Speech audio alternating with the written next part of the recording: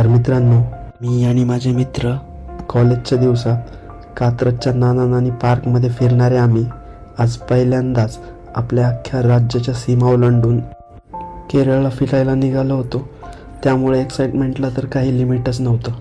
पण 27 तासांचा ट्रेन प्रवास आयुष्यात पहिल्यांदाच मनात थोडी उत्सुकता आणि थोडी भीती पण होती. पुण्याहून निघालेली ही ट्रेन फक्त अंतर कापत नव्हती, तर आमच्या आयुष्यातील एक नवा अनुभव घडवत होती.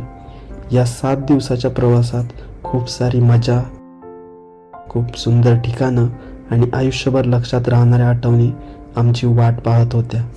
या ट्रिपमध्ये आपण अनुभवणार होतो मुन्नारचं धुकं, हिरवेगार चहाचे मळे, थेकडीचं शांत असं जंगल आणि अल्लेपीचं हळूवार वाहणार बॅकवॉटर आणि कोवळमचा सुंदर असा बीच आणि शेवटी कन्याकुमारी, जिथे 3 समुद्र एकमेकांना भेटतात.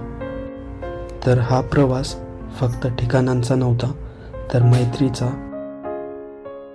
स्वतःला शोधण्याचा आणि आठवणींनी भरलेला.